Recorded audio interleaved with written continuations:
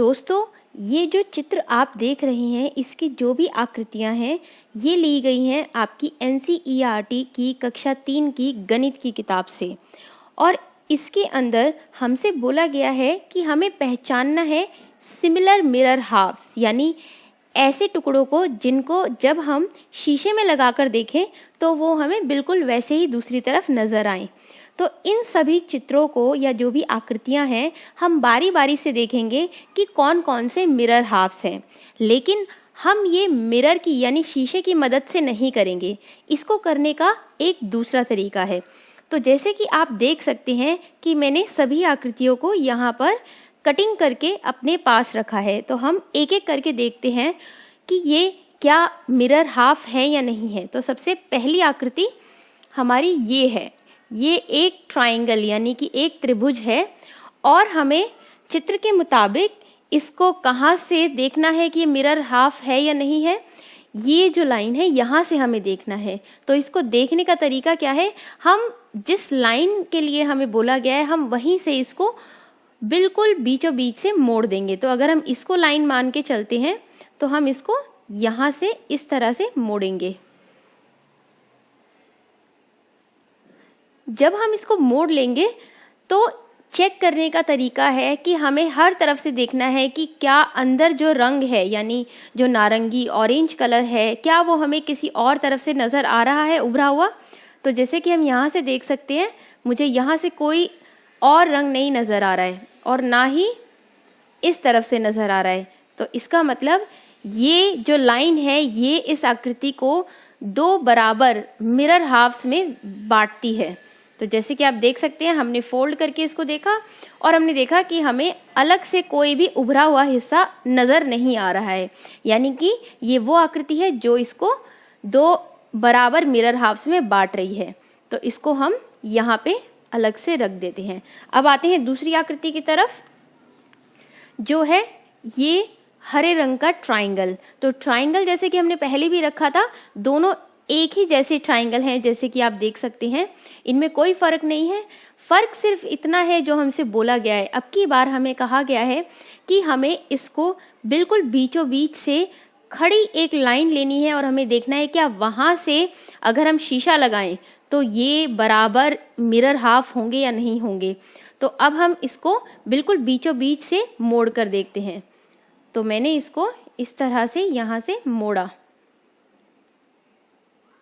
तो मोड़ने के बाद जब ये पूरी तरह से मुड़ गया तो हम फिर से देख सकते हैं कि हमें सिर्फ सफ़ेद हिस्सा जो पीछे का भाग है बस वही नज़र आ रहा है।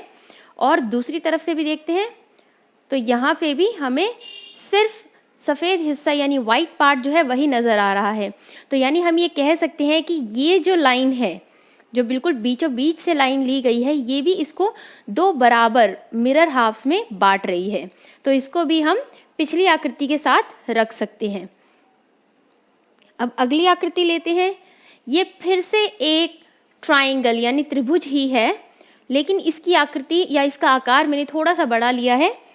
और अब की बार हमसे बोला गया है कि इसको हमें बीचों बीच से ही मोड़कर देखना है, यानी देखना है कि वो मिरर हाफ होगा या नहीं। तो पिछली दो आकृतियां तो हमारी मिरर हाफ थी जैसे कि आपने देखा। अब हम इसको बिल्कुल बीचों बीच से इस तरह से मोड़कर देखते हैं। तो हमने इसको मोड़ा बिल्कुल बीचों बीच से आधा और ये मुड़ गया है। अब हम देखते हैं कि हमें क्या नज़र आ रहा है। हमें इसमें ये जो नारंगी हिस्सा है ये भी नज़र आ रहा है, जो नहीं नज़र आना चाहिए। अगर हम कह रहे हैं कि एक मिरर हाफ होना चाहिए तो ये नारंगी हिस्सा हमें नज़र नहीं आना चाहिए। तो इसका मतलब क्या हुआ? इसका मतलब ये हुआ कि ये जो लाइन हमने यहाँ पर ली है और इसको बीच में बांटा है हमने, ये आकृति को मिरर हाफ में बांट नहीं रही है।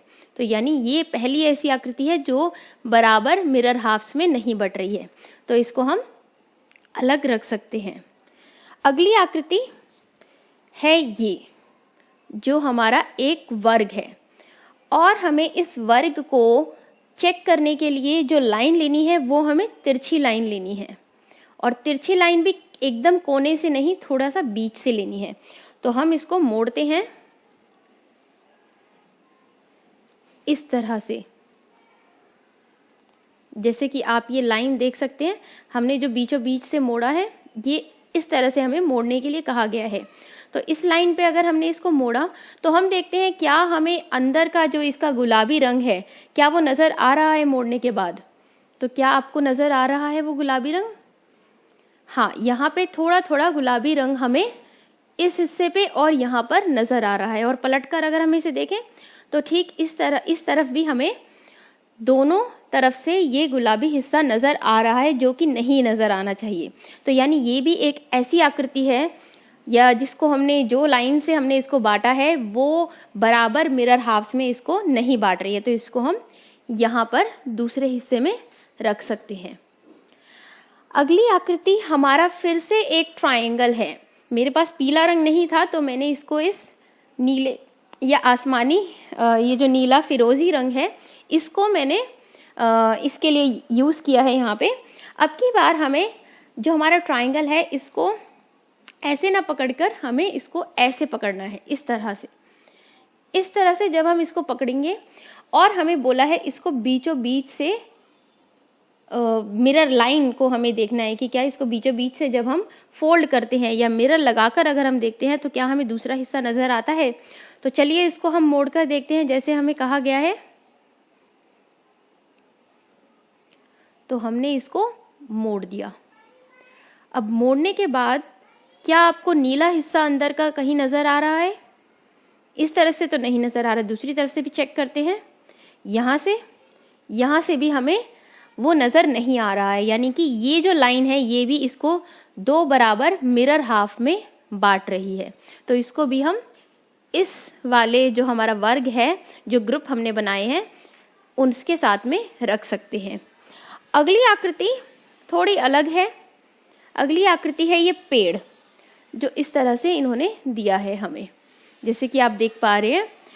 हमसे बोला गया है कि इसको हमें बिल्कुल बीचों बीच से देखना है कि क्या वो मिरर हाफ में होगा डिवाइड या नहीं होगा। तो चलिए इसको बिल्कुल बीचों बीच से हम मोड़कर देखते हैं।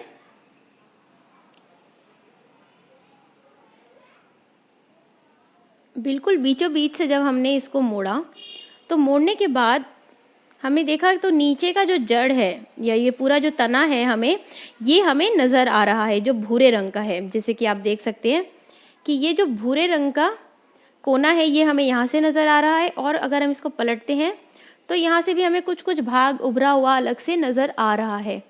तो यानी ये भी आकृति ऐसी है जो दो मिरर हाफ में वो लाइन इसको नहीं बांट रही है। तो इसको भी हम रख सकते हैं इस तरफ में। अगली आकृति हमारा इंग्लिश का एक लेटर है, यानी ये बी। जैसे कि आप देख सकते हैं ये बी है हमारा, और हमें बोला गया है इसको बिल्कुल बीचों बीच से इस तरह से हमें डिवाइड करके यानी फोल्ड करके देखना है कि क्या वो हमें मिरर हाफ देते हैं या नहीं देते हैं। तो मैंने इसको बिल्कुल बीचों बीच से मोड़ दिया है। अब मोड़ने के बाद जैसे कि आप देख सकते हैं सिर्फ सफ़ेद हिस्सा जो है वही हमें नज़र आ रहा है, हमें गुलाबी हिस्सा नहीं नज़र आ रहा है। और अगर हम इसको दूसरी तरफ से देखें तो दूसरी तरफ से भी हमें इसमें सिर्फ और सिर्फ सफ़ेद हिस्सा ही नज़र आ रहा है। यानी कि ये भी जो लाइन है इस आकृति को दो बराबर भागों में, दो मिरर हाफ में बांट रही है। तो इसको हम यहाँ रख सकते हैं। अगली जो हमारी आकृति है वो भी एक इंग्लिश का लेटर है, यानी टी। अब इसको हमें बांटना है। किस तरह से? इसको बिल्कुल खड़ी रेखा से हमें बिल्कुल बीचों बीच से फोल्ड करके हमें देखना है कि क्या वो इक्वल भागों में विभाजित होगा या नहीं। तो हमने इसको लिया और हमने इसको फोल्ड करके बिल्कुल बीचों बीच से देखा। तो जब हमने इसको फोल्ड कर लिया तो हमने देखा कि हमें कोई हरा हिस्सा नज़र नहीं आ रहा है यहाँ पे इस तरफ से, और ना ही हमें इस तरफ से कोई हरा हिस्सा अलग से नज़र आ रहा है। यानी कि ये लाइन भी इसको दो बराबर मिरर हाफ में बांट रही है। तो इसको भी हम यहाँ रख सकते हैं। तो अभी तक तो हमारी आधी आकृतियाँ हुई हैं और हम जल्दी जल्दी आगे बढ़कर बाकी की आकृति भी चेक करते हैं। तो अगली आकृति है ये। इस आकृति का नाम काइट है, यानी पतंग जैसी दिखने वाली ये आकृति। इसके लिए हमें बोला गया है कि हमें इसको यहाँ से इस तरह से इस लाइन से हमें इसको देखना है कि ये इसका मिरर हाफ बनेगा या नहीं बनेगा। तो हम इसको यहाँ से फोल्ड करके देखते हैं जिस लाइन से बोला गया है हमें। तो मैंने इस लाइन से इसको फोल्ड कर दिया है और जैसे कि आप बिल्कुल साफ तरीके से देख पा रहे हैं कि नीला रंग हमें बहुत सारा यहाँ से दिख रहा है, इसने पूरा कवर नहीं करा है इस लाइन ने, ठीक है। तो ये भी जो है ये लाइन इस आकृति को मिरर हाफ में डिवाइड नहीं कर सकती है। हाँ, ये ज़रूर हो सकता है कि आप सोच सकते हैं कि कौन सी ऐसी लाइन ली जाए जिससे इसको दो बराबर मिरर हाफ में बांटा जा सके, पर हमें जिस लाइन के लिए बोला गया था उससे इसको हम बराबर मिरर हाफ में डिवाइड नहीं कर पा रहे हैं, तो इसको हम रख देते हैं यहाँ। अगली आकृति लेते हैं। अगली आकृति जैसे कि आप देख सकते हैं एक ग्लास की आकृति है। तो इस ग्लास की आकृति के लिए हमें बोला है इसको बीचों बीच से डिवाइड करने के लिए और देखने के लिए कि मिरर हाफ बनते हैं या नहीं बनते हैं। तो चलिए इसको मोड़ कर देखते हैं हम कि हमें मिरर हाफ मिलता है या नहीं मिलता है। तो जैसे कि मैंने इसको मोड़ा तो आप देख सकते हैं कि ये जो नीला रंग है ये उभरा हुआ अलग से नज़र आ रहा है ये दोनों हिस्सों से। तो हमारा ये आकृति भी इस लाइन से जब हमने इसको मोड़ा तो पूरी तरह से तो इसको ढक नहीं रही है, यानी कि ये आकृति भी एक मिरर, ये जो लाइन है ये मिरर हाफ में इसको नहीं बांट रही है। तो हम इसको रख देते हैं यहाँ। इसके बाद अगली शेप है ये हार्ट शेप, ये जो भूरे रंग की ब्राउन कलर की आप देख सकते हैं। इसके लिए हमें बोला है इसको बिल्कुल बीचों बीच से, जैसे कि आप यहाँ देख सकते हैं, बिल्कुल बीचों बीच से हमें इसको फोल्ड करके देखना है। तो इसको मोड़ते हैं। मोड़ कर जब हमने इसको देखा बिल्कुल बीचों बीच से मैंने इसको डिवाइड कर लिया है, तो क्या आपको कोई अलग से भूरा रंग नज़र आ रहा है अलग से निकला हुआ? नहीं ना। इस तरफ से भी चेक कर लेते हैं एक बार। तो यहाँ से भी कोई अलग से मुझे रंग नहीं नज़र आ रहा है, सिर्फ पूरी तरह से इसने इसको कवर कर लिया है। तो यानी ये भी एक ऐसी आकृति है और लाइन है जो इसको मिरर हाफ में बांट रही है। तो इसको हम कहाँ रखेंगे? यहाँ पे। अब इसके बाद फिर से हमारे पास इंग्लिश का एक लेटर है और ये लेटर है M, और हमें इसको बोला गया है कि हमें बिल्कुल बीचों बीच से इसको फोल्ड करके देखना है कि ये मिरर हाफ बनेगा या नहीं बनेगा। तो चलिए इसको मोड़ते हैं हम बिल्कुल बीचों बीच से। तो जब हमने इसको बिल्कुल बीच से मोड़ा तो हमने देखा हमें इस तरह से ये एक आकृति मिली। तो जैसे कि आप देख सकते हैं इसके अंदर हमें कोई अलग से नीला जो रंग है अंदर का वो उभरा हुआ नहीं नज़र आ रहा है। और इसको दूसरी तरफ से भी चेक करते हैं जल्दी से। तो यहाँ से भी हम देख सकते हैं कोई अलग से नीला रंग हमें नज़र नहीं आ रहा है। तो इसको भी हम क्या कह सकते हैं कि ये भी जो लाइन है ये मिरर हाफ में बांट रही है। तो इसको भी हमने यहाँ पे रख दिया। अब अगली आकृति लेते हैं। अगली आकृति है फिर से एक ट्राइंगल। ये जैसे एक ट्राइंगल है और अगर हमने इस ट्राइंगल को इस तरह से रखा है और हमसे बोला गया है कि हमें इसको इस लाइन से देखना है फोल्ड करके कि ये मिरर हाफ बनेंगे या नहीं। तो जल्दी से इसको फोल्ड करते हैं हम बीचों बीच से और मैंने इसको फोल्ड कर लिया है। तो जैसे देख सकते हैं आप कि आपको कोई हरा रंग नज़र आ रहा है अंदर वाला? नहीं नज़र आ रहा है। दूसरी तरफ से देखते हैं, यहाँ पर भी हमें कोई रंग नहीं नज़र, ये तो सिर्फ सफ़ेद हिस्से पर जो रंग अलग से आ गया है ये वो है। अलग से हमें ये जो अंदर का रंग है ये नज़र नहीं आ रहा है। तो यानी फोल्ड करके दोनों तरफ से हमने इसको जो लाइन है उसने इसको पूरी तरह से कवर कर लिया। तो यानी ये भी मिरर हाफ में डिवाइड हो गया। तो हम इसको रख देते हैं यहाँ। अगली हमारी आकृति है ये। इस आकृति में हमें बोला गया है कि बिल्कुल बीचों बीच से आप देखिए कि मिरर हाफ हमें मिलता है या नहीं, यानी शीशा अगर हम यहाँ पे लगाएं तो बिल्कुल हमें उसके जैसी शेप यानी आकृति मिलती है या नहीं। तो चलिए इसको फोल्ड करते हैं। इसको जब हमने फोल्ड किया तो फोल्ड करके हमें इस तरह से मिला और मुझे तो इसमें कोई नीला रंग नहीं नज़र आ रहा है ऊपर से।